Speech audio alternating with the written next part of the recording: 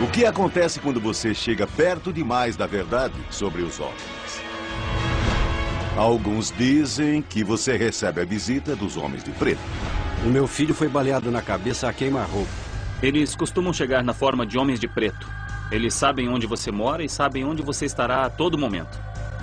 Ele disse, Sr. Rhodes. E é claro que eu não o conhecia, mas é óbvio que ele me conhecia. Quem está por trás desse suposto programa secreto? Alguns dizem que é uma agência governamental secreta. Existem pelo menos 20 níveis de segurança acima do presidente. Ele não precisa saber sobre esses programas. Durante a nossa investigação, nós conseguimos filmar aquele que pode ser um verdadeiro homem de preto. Tem um cara de preto ali. Caramba, tem um cara de preto ali. Este é o caso número 64206, os homens de preto.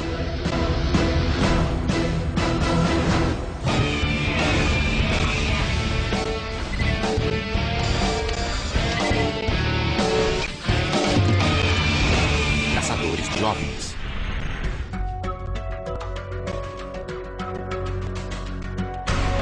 A única coisa que não investigamos até agora é a história dos homens de preto. Acho que essa é a parte mais temível e ameaçadora desse campo. Quem são as pessoas que silenciam as pessoas que falam sobre OVNIs? Os homens de preto são reais. Relatos sobre os homens de preto remontam aos anos 40, quando as pessoas começaram a relatar avistamentos de discos voadores. E isso não é coincidência. Bom, eu sempre achei que fossem só um mito. Afinal, o que sabemos sobre os homens de preto? Se são reais, são mais misteriosos do que os OVNIs. Há toneladas de imagens de vídeos de OVNIs. E sabemos deles nos noticiários. Mas a mesma coisa não ocorre com os homens de preto. Tudo o que sabemos sobre eles, pelo menos o que o público em geral sabe, é pura ficção. O meu grande desafio nessa investigação será separar a ficção científica dos fatos científicos. Se os homens de preto são reais, por que não são citados na grande maioria dos avistamentos de OVNIs? A gente tem relatos de testemunhos de pessoas que foram visitadas pelos homens de preto. E nós vamos conversar com pessoas que foram ameaçadas por eles. Então sabemos que os homens de preto são uma realidade. Nós só não sabemos exatamente o que ou quem eles são. À primeira vista, a própria existência dos homens de preto parece irreal, inacreditável mesmo. Mas existem testemunhas demais e casos demais de encontros com homens em preto para ignorarmos. Aparentemente, os homens de preto são um tipo de agente que aparece misteriosamente após determinadas aparições de OVNIs e tentam silenciar as testemunhas. Eles supostamente usam medo, intimidação e ameaças diretas para manter as pessoas caladas. Já ouvimos dizer que os homens de preto são oficiais do exército ou do governo, híbridos, parte extraterrestres, parte humanos. E até ouvimos dizer que os homens de preto são 100% extraterrestres e que, no início, eles apareciam só para recolher evidências, mas depois passaram a silenciar as pessoas.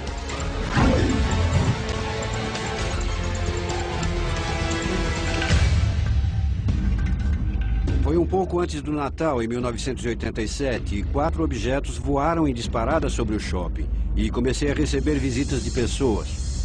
Danny Gordon é locutor de rádio e mora em Whitville, na Virgínia. Após falar abertamente em seu show de rádio sobre os estranhos OVNIs que ele viu em 1987, os homens de preto entraram na vida dele e a mudaram para sempre. Entramos no estacionamento de uma loja de departamentos em Whitville e percebemos que umas crianças num ônibus escolar estavam apontando para cima. E havia 4 objetos voando sobre o shopping. Então peguei minha câmera e gravei os 4 objetos. Aí pedi a umas pessoas que sabem um pouco mais de física do que eu, que me dissem os globos. Eles disseram que eram 4 objetos separados, porque a curvatura era evidente demais para ser um objeto só com 4 luzes nele. A foto do Danny mostra supostamente 4 objetos separados, agrupados no céu noturno. Ele os viu, assim como um punhado de outras pessoas que estavam no estacionamento naquela noite.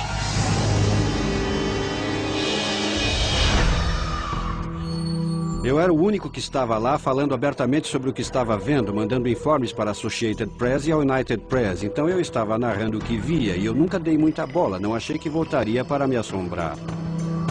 Dentre todas as outras testemunhas que viram o objeto naquela noite, Danny Gordon era o único locutor. Milhões de pessoas estavam ouvindo sobre o avistamento que ele teve. E pouco tempo depois, coisas estranhas começaram a acontecer na vida de Danny Gordon.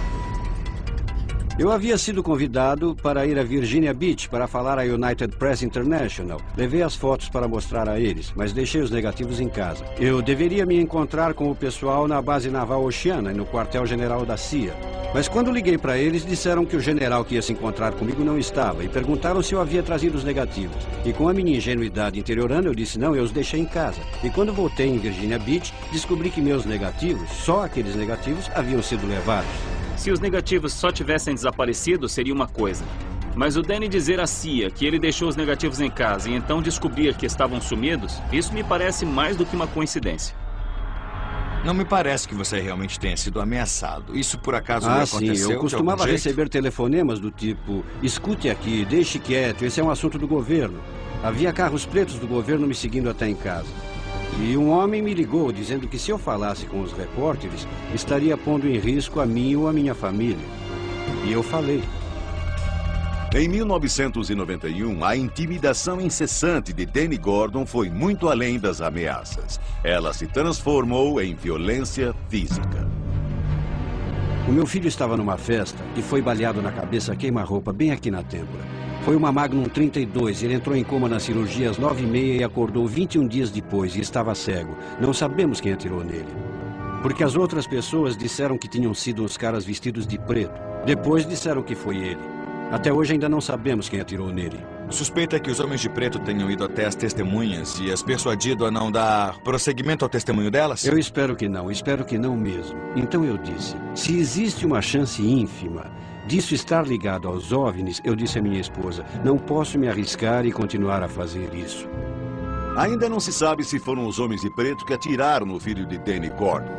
Mas o incidente o deixou tão apavorado que ele parou de falar sobre OVNIs. Totalmente. E agora, falando conosco 18 anos depois, ele finalmente rompe o silêncio. Você acredita que os homens de preto são reais? Que eles realmente existem? E qual acha que é o propósito deles? Eu não tenho dúvida, porque falei com muitas testemunhas que foram visitadas por OVNIs e em seguida homens de preto vieram e tentaram ver as fotos que eles tiraram e apreendê-las. E algumas pessoas tiveram as fotos apreendidas. Mas se eles se vestem de preto ou não, eu não sei. Mas eu sei que alguém foi à minha casa, arrombou a minha casa e quem sabe pode ter sido quem baleou o meu filho.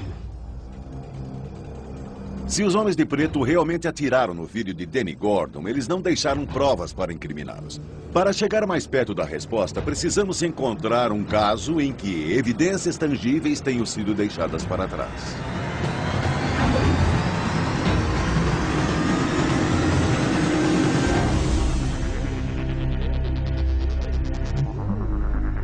Eu sou Timothy Beckley e tirei uma das únicas fotografias de um autêntico homem de preto.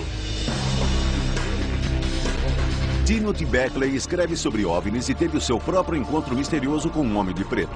Mas Timothy teve a sorte de estar com uma câmera na mão. Em 1968, uma sucessão de avistamentos de OVNIs ocorreu no céu sobre o norte de New Jersey e, em particular, Jersey City. Houve uma série de casos em que os OVNIs tinham descido bastante e pousado num parque próximo. E vários adolescentes ficaram assustados e correram para chamar os pais. E uma dessas pessoas com quem mantive contato era um cara chamado Jack Robinson, que era o investigador desse caso. E ele alega que enquanto entrevistava esses adolescentes, pôde ver um Cadillac preto com vidros escuros parado no final da rua. E de vez em quando os vidros desciam e alguém espiava para fora. E quando ele ia trabalhar, era empregado de um banco em Nova York. Ele pegava o trem para lá todo dia, enquanto a esposa dele saía para os afazeres, compras e tudo mais. E ela disse que quando deixava o prédio, havia uma pessoa misteriosa parada numa entrada do outro lado da rua, vestida de preto e com um chapéu preto cobrindo o rosto. Então nós decidimos, vamos de carro até Jersey City uma manhã dessas e ver se é mesmo alguma coisa. E com certeza nós chegamos lá e lá estava esse indivíduo, na maior cara de pau, parado na entrada com um chapéu cobrindo os olhos, vestido de preto e com o maior jeito de não pertencer àquela vizinhança. Então, o Jim me deu a câmera dele e eu me inclinei pela janela e tirei uma fotografia desse indivíduo parado na frente da porta.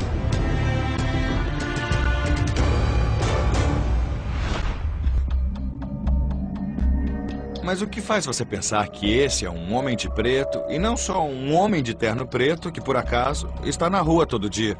Bom, é uma área residencial onde você conheceria todo mundo que mora no bairro e também, especialmente nessa época em que todos conheciam seus vizinhos, quem morava na porta ao lado, quem morava no andar de cima, e essa pessoa não se encaixava. Então nós decidimos pegar o carro, dar a volta pela esquina, sair dele e confrontar esse indivíduo. E descobrir por que ele estava parado naquela esquina, naquele prédio. Demos a volta no quarteirão, paramos o carro e ele tinha sumido. E o carro preto em que ele pode ter chegado também tinha sumido. Ele desapareceu, praticamente sumiu no ar. De alguma maneira, Timothy conseguiu pegar o suposto homem de preto de surpresa. Isso é histórico. Pela primeira vez mesmo, um homem de preto foi registrado numa fotografia. Tim Beckley tirou uma foto de um homem de preto. Mas e se for só isso? Uma fotografia de um homem que por acaso estava vestido de preto? Você tem certeza de que os homens de preto são reais? Que isso é real? Que isso não é um mito? Que não é uma coisa que alguém inventou? Não, não é mesmo. Eles existem mesmo. E essa fotografia é uma prova.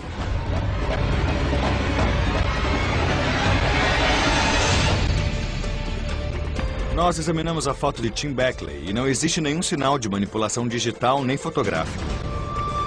E os artefatos presentes na foto muito provavelmente são um subproduto da emulsão do filme.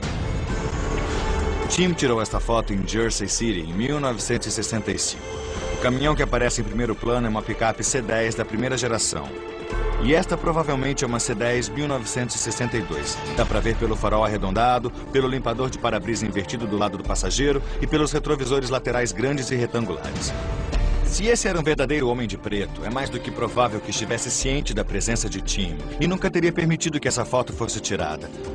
Ou, já que essa é uma vizinhança urbana, comercial, com estacionamento de rua e trânsito, ele pode não ter notado a presença de Tim ou simplesmente queria se fazer notar.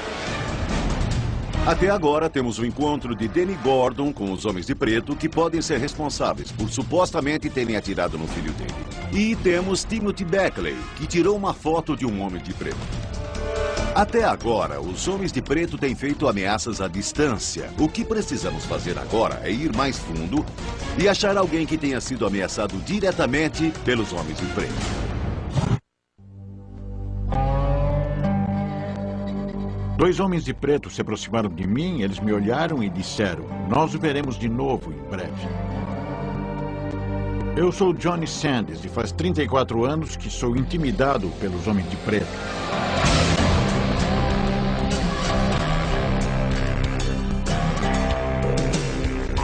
Vamos nos encontrar com Johnny Sanders, um cantor de música country que em 1976, enquanto dirigia perto de Las Vegas, teve um dos encontros mais estranhos com homens de preto que descobrimos até agora. Eu vi um feixe de luz no céu que atingiu o chão à minha direita. Vinha de um objeto com forma de charuto. O carro do Johnny Sanders parou de repente. Enquanto ele examinava o motor, tentando fazer o carro pegar de novo, dois do que ele chama de extraterrestres foram até ele. E quando eles foram chegando perto de mim, eu comecei a correr, mas percebi que não me movia.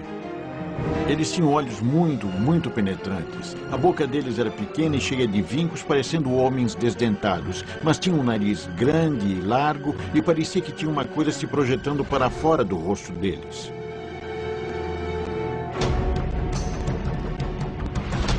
Um deles começou a falar, mas não estava falando pela boca. Então eu perguntei a ele: "De onde vocês são?" E ele disse: "Lá de cima." Eles me fizeram um monte de perguntas. E então ele disse: "Vamos embora agora, mas nos veremos muito em breve." Eles então se viraram, saíram andando e o flash de luz fez assim e eles foram embora. O encontro do Johnny Sanders com extraterrestres deu muitas manchetes. Graças a isso, ele virou uma celebridade. Alguns dias depois, o Hotel Saara o convidou para fazer uma espécie de demonstração pública no saguão deles. E eles contrataram um artista para desenhar um dos extraterrestres que Johnny viu. E quando ele chegou às guelras e ao nariz, o artista perguntou: "Por que eles têm nariz e também guelras?" E eu disse: "Eu não saberia dizer por quê." E foi nessa hora que os dois homens entraram e ficaram parados lá, vestidos de preto. E eu notei que um deles tinha um andar meio desajeitado. Ele tinha um jeito meio duro. Ele se inclinou na minha direção e então ele disse: responderei a essa pergunta se você me permitir.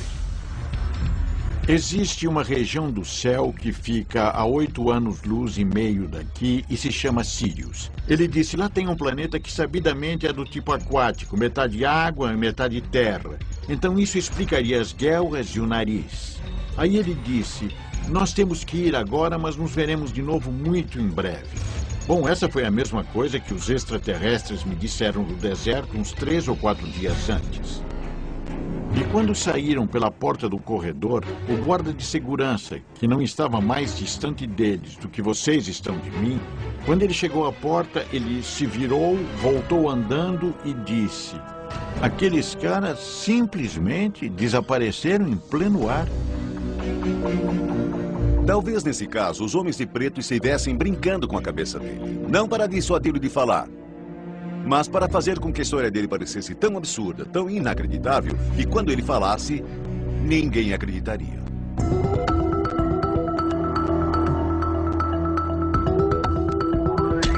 Johnny, este é Mike Brazel. Oi, Mike. Oi, como vai? Johnny, Nós convocamos Mike Brazel, um desenhista forense, para conseguirmos ter uma ideia da aparência desses homens de preto. Ele tinha olhos bem pequenos e um nariz pequeno, mas arrebitado. E o cabelo dele estava penteado para trás. E como acha que era o formato da cabeça dele? Tinha uma aparência meio pesada, com um queixo largo e pesadão. A boca não era muito grande. Então, o que me diz? Visto um terno preto no cara e é ele. Eu tenho a imagem dele na minha cabeça há 34 anos. Esse é ele. Aparentemente, o retrato do Homem de Preto do Johnny Sands ficou perfeito. E eu acho que o Johnny fica perturbado ao olhar para o desenho.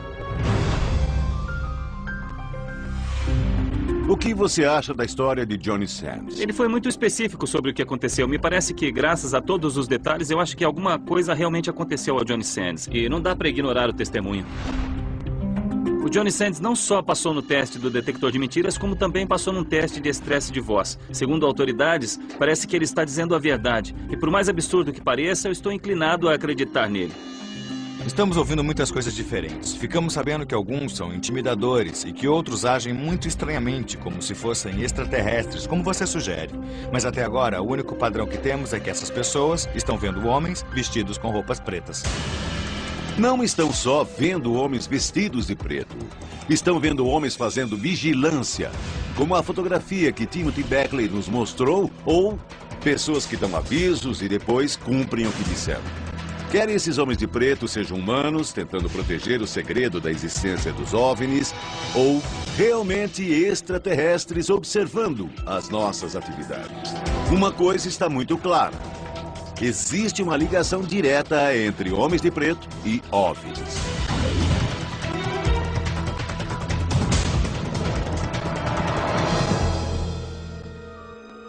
Nós paramos no acostamento da estrada perto das cavernas do Grand Canyon e havia 2 homens, dentro de um carro preto, bem ali onde nós planejamos encostar. Eu me chamo John Rhodes e já fui abordado pelos homens de preto.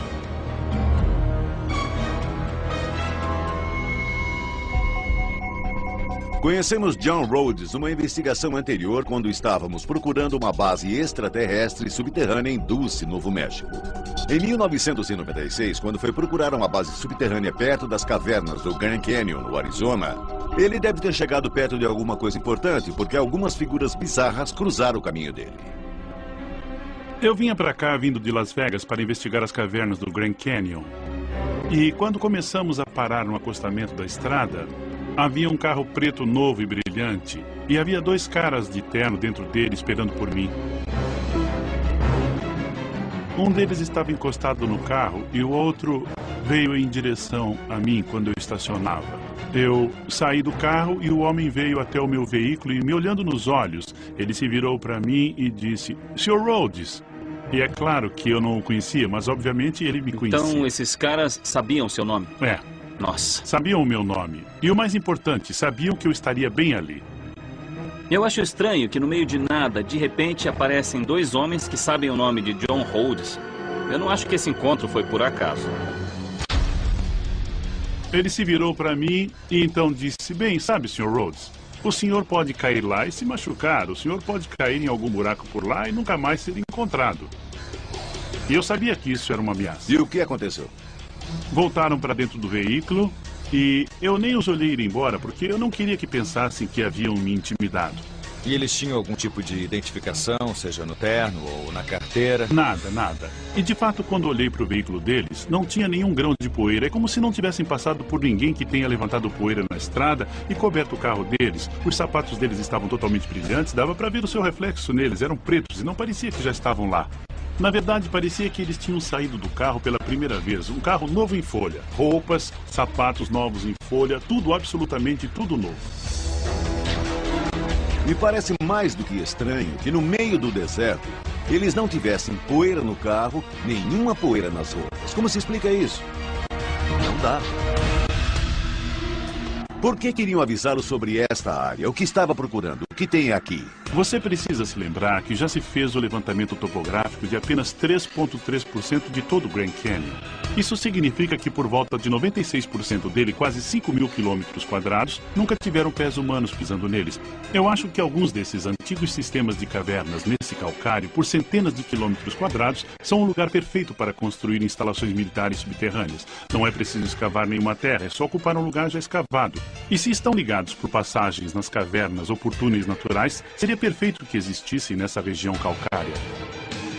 Então a geologia da região das cavernas do Grand Canyon é condizente com cavernas subterrâneas, com túneis subterrâneos e, segundo John Rhodes, uma rede de bases subterrâneas, talvez ligando o Grand Canyon com Dulce e a Área 51, que supostamente são polos de engenharia reversa e tecnologia extraterrestre. Isso é incrível. Se a teoria de John estiver correta de que existem túneis ligando todas essas bases extraterrestres subterrâneas, será que é por isso que os homens de preto estão se mostrando? Se estou intimidado?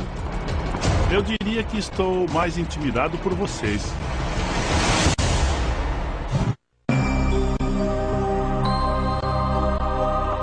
Estamos investigando um dos locais de onde os homens de preto podem estar vindo.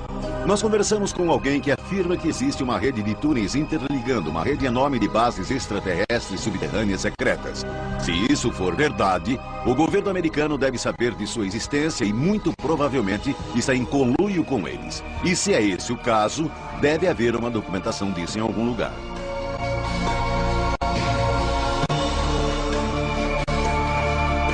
Vamos nos encontrar com Michael Schreps, um historiador aeroespacial militar que em sua pesquisa discorre sobre como o governo norte-americano pode estar por trás dos homens de preto. Então, Mike, vamos direto ao assunto. Quem são os homens de preto e quem paga o salário deles? O que dizem, Bill, é que os homens de preto são uma operação ou organização secreta do governo, sustentada talvez pela verba secreta, que está mais ou menos embutida na verba da Força Aérea. Mas como exatamente eles estão conseguindo essa verba? Esse dinheiro vem dos contribuintes? Eles provavelmente recebem sua verba, como muitos desses outros programas recebem a verba deles, de falsas organizações de fachada. A chamada verba secreta é uma alocação de fundos para as agências de investigação militares e de informações. E eles não têm que prestar contas.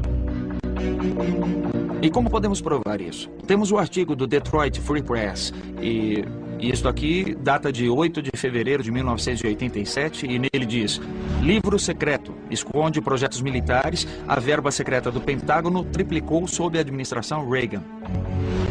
Você sabe o que está acontecendo com o dinheiro dessas verbas secretas hoje? Bem, se extrapolarmos os dados, Kevin, fica claro que essa verba secreta cresceu para cerca de 300 bilhões de dólares por ano.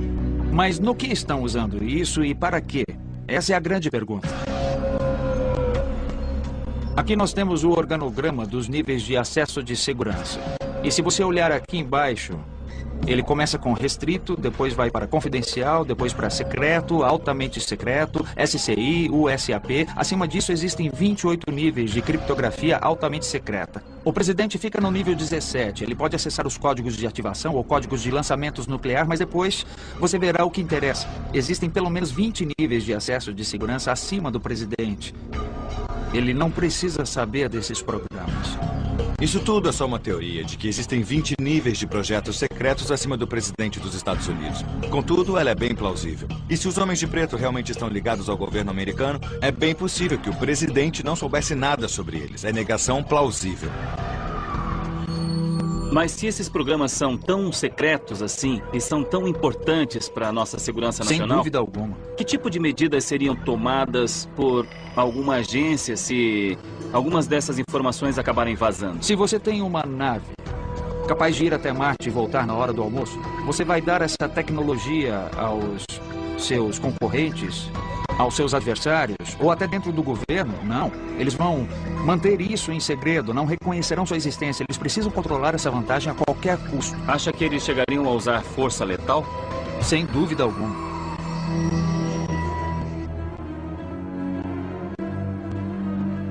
Os investigadores que chegaram mais perto da verdade sobre os homens de preto morreram em circunstâncias misteriosas.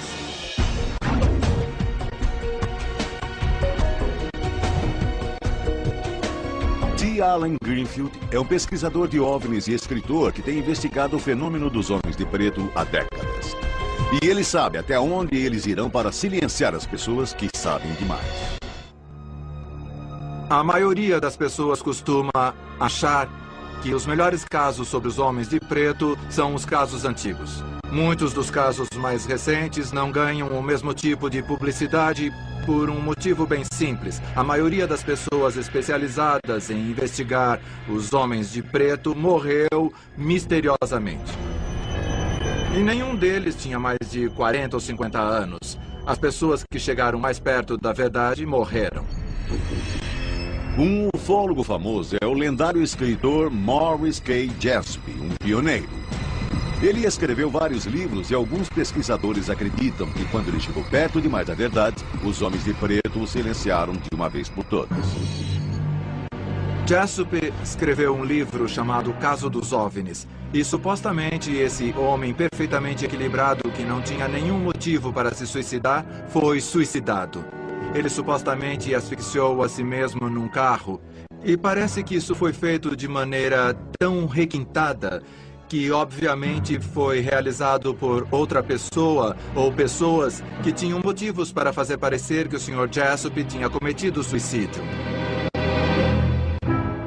Os policiais que investigaram a cena do crime disseram que parecia ser um assassinato disfarçado para parecer suicídio. Eu acredito que ele foi assassinado porque acabou sendo vítima em alguma coisa que escreveu. Ele foi vítima do que chamamos de homens de preto.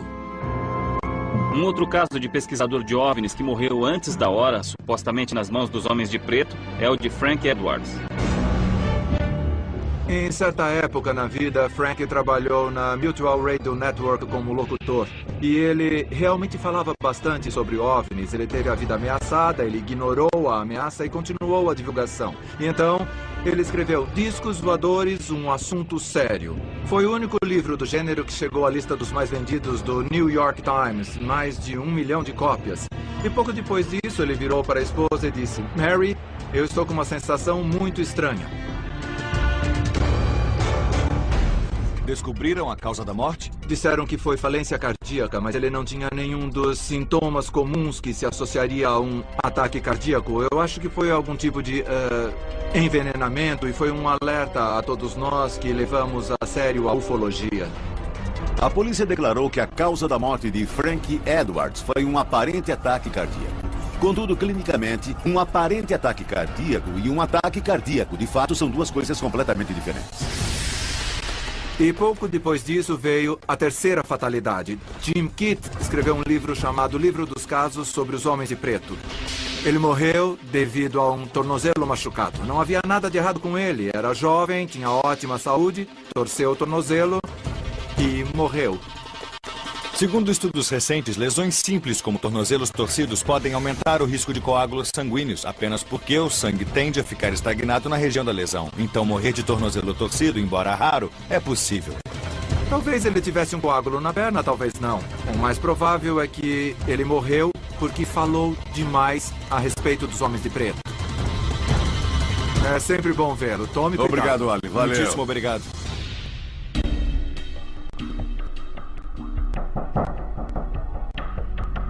Bem, cavalheiros, eu acho que vocês finalmente encontraram histórias de pessoas que foram feridas por homens de preto. O que estão pensando sobre o que ouvimos de Allen Greenfield? Alguns desses ufólogos, se não todos eles, podem ter sido vítimas das causas que foram relatadas. Mortes naturais, queda, doença do fígado, seja o que for.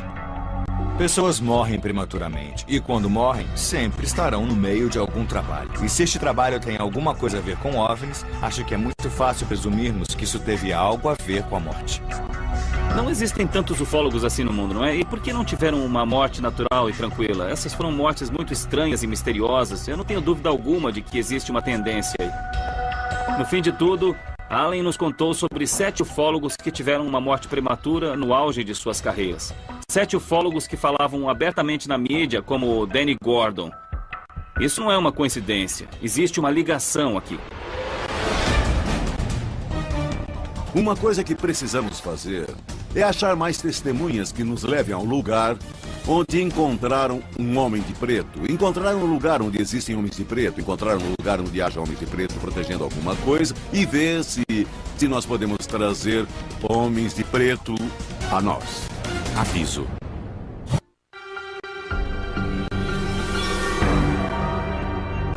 Estamos aqui em Utah investigando os homens de preto. Cerca de 200 quilômetros a sudoeste de Salt Lake City, existe uma instalação militar chamada Campo de Provas de Dagway. Ele foi construído em 1942 para testar e desenvolver armas químicas e biológicas para a Segunda Guerra Mundial. Ele está em operação contínua desde então. Mas o que realmente acontece lá é altamente secreto e ninguém sabe o que é. Muitos OVNIs foram vistos nessa área. E alguns pesquisadores se referem a Dagway como a nova Área 51. Talvez este seja um dos lugares de onde os homens de preto estejam aparecendo.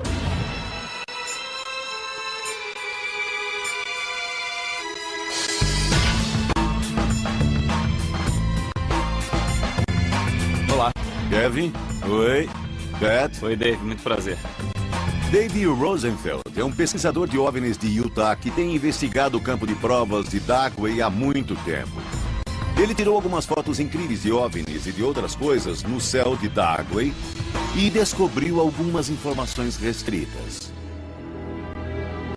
Obtive as informações de um indivíduo em particular que trabalha em Dagway. E as informações foram datas, horas e locais de testes. Lasers em anel, camuflagem invisível, testes de veículos aéreos, era uma lista enorme. E quando fazem esses testes, eles atraem OVNIs. O Dave postou essas informações num site público, então alguma coisa aconteceu. Por volta das 8 da noite, bateram à minha porta. Eram 2 indivíduos, um estava à porta e um ao lado do carro. E usando uniformes escuros. Poderia descrever o carro em que eles chegaram? Era um carro preto de 4 portas. Havia alguma insígnia no carro, números? Placas do governo.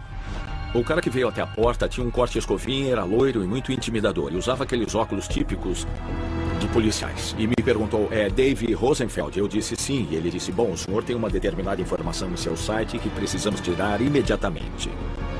Me perguntou se o meu computador estava em casa. E eu disse que sim. Ele disse, bom, posso entrar e ver o senhor tirar aquilo do site agora? E eu disse, não estará lá mais em 10 minutos. Ele entrou e ficou me olhando tirar e acabou com eles me dizendo, nós não queremos mais ver nada assim de novo em seu site. E se virmos isso outra vez, vamos voltar. E o senhor não quer que voltemos. Existem muitos furos na história de Dave. Se o governo quisesse fechar o site dele, poderia ter feito isso de qualquer lugar. Mas tenho que admitir que fazer uma visita a ele tem tudo a ver com a intimidação típica dos homens de preto.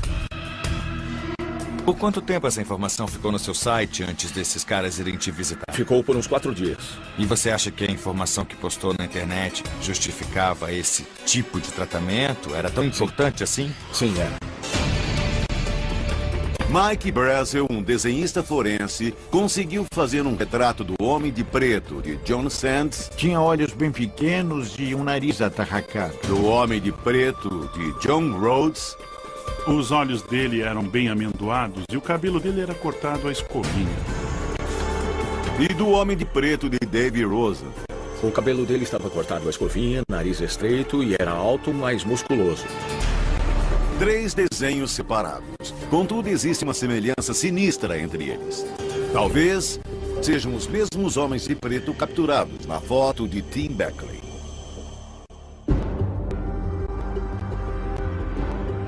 Está claro que existe uma ligação entre OVNIs e homens de preto em Daguay. Ela está mesmo começando a aparecer a nova Área 51. Talvez exista um contingente de homens de preto saindo de Daguay. Mas só existe um jeito de saber. Nós temos de ir lá.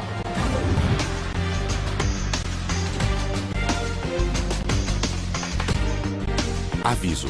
Propriedade do Exército Americano. Vamos nos encontrar com Ken Stewart e Bob X, que foram essenciais em nossa investigação de bases subterrâneas, tanto perto daqui como em Dulce, Novo México. Ken e Bob têm investigado Daguay há anos, e eles também tiveram um encontro com homens de preto. Ficamos sabendo que esta área era a nova Área 51. Então, viemos aqui para colher informações e verificar que realmente esse era o caso. Nós tínhamos parado no hotel em Willow Spring. E um cavalheiro lá, o dono, disse: os rapazes vão para o deserto? E nós dissemos sim. E ele disse: olha, tem umas coisas estranhas acontecendo no deserto. E disse: bom, vocês estão armados, né? Vocês estão levando armas? E nós dissemos sim. Ele disse: ótimo, mas fiquem alertas.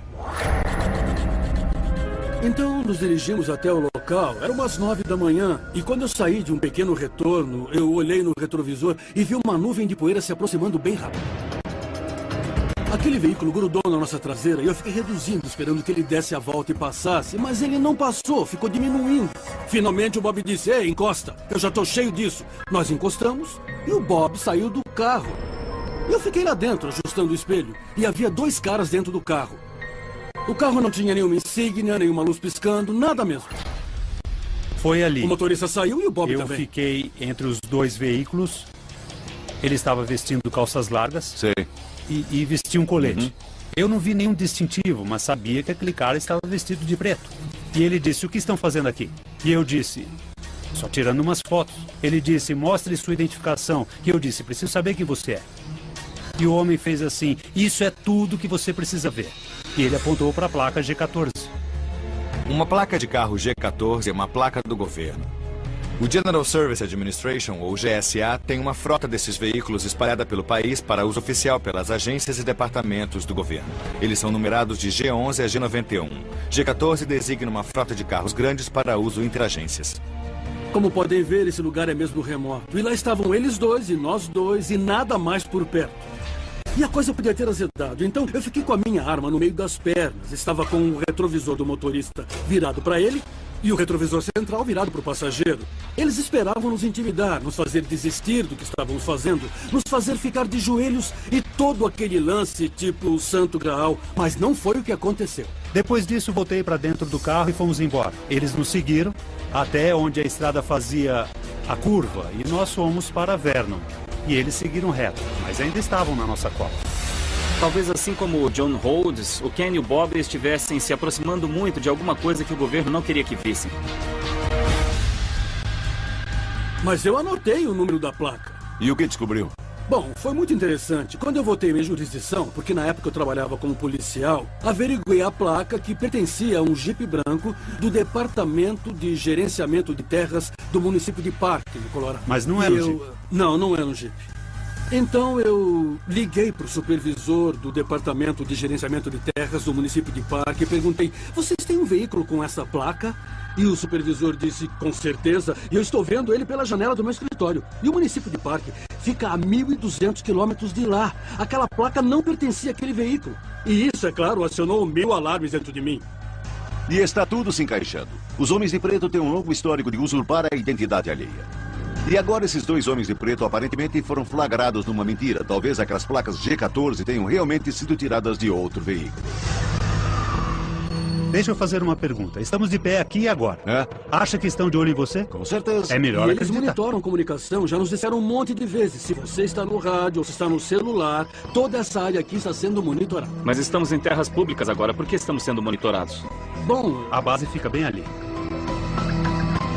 E mal começamos a falar sobre sermos vigiados por homens de preto, 2 helicópteros apareceram em cima de nós. Tá vendo isso, Kevin? Tô. Aí vem eles. E vão passar bem em cima da gente, pessoal.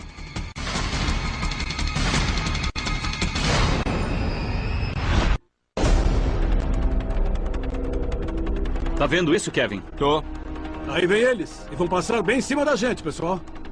Estamos perto do campo de testes de Dagway, em Utah. Alguns o estão chamando de a nova Área 51. Pesquisadores acreditam que há evidências de que faz engenharia reversa aqui. E eu não acho que seja coincidência de que assim que começamos a falar dos homens de preto, helicópteros escuros aparecem. Não é irônico eles escolherem esse local para sobrevoar? Você acha que são pretos?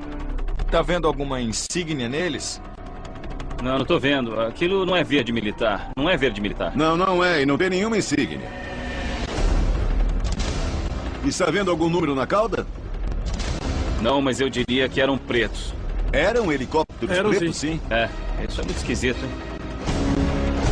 Eu já trabalhei com muitos Chinooks e eles são verde militar.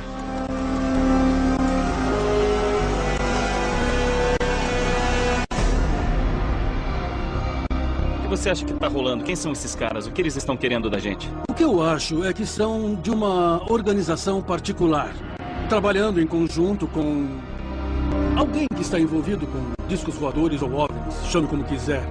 Isso dá ao governo negação plausível. Em outras palavras, você tem um projeto e você o passa para uma empresa privada. E eles fazem o trabalho sujo para você. Eu acredito que o ET está aqui. Eu acredito que o nosso governo sabe disso. Portanto, existe coisa melhor do que ter uma entidade para conduzir algumas operações sem que você tenha de mandar o seu próprio pessoal. Você só precisa pegar o telefone e dizer, olha, temos uma testemunha aqui que tem evidências. Por que não vão intimidá-la, mandá-la se calar? Entregar as evidências ou, por último, mais ou menos importante, silenciá-la para sempre? Tem um cara de preto ali. Caramba, tem um cara de preto ali.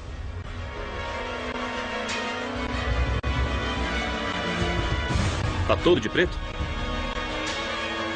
Ele tá entrando... Ele tá andando na frente de um furgão branco parado perto do prédio. Tá dando marcha ré. Eles acabaram de esconder aquele furgão. O furgão foi colocado atrás do prédio. Ele tá ali, olha, atrás do prédio. Estávamos lá em Dagway falando dos homens de preto. Será coincidência que um homem de preto aparentemente estava nos vigiando o tempo todo?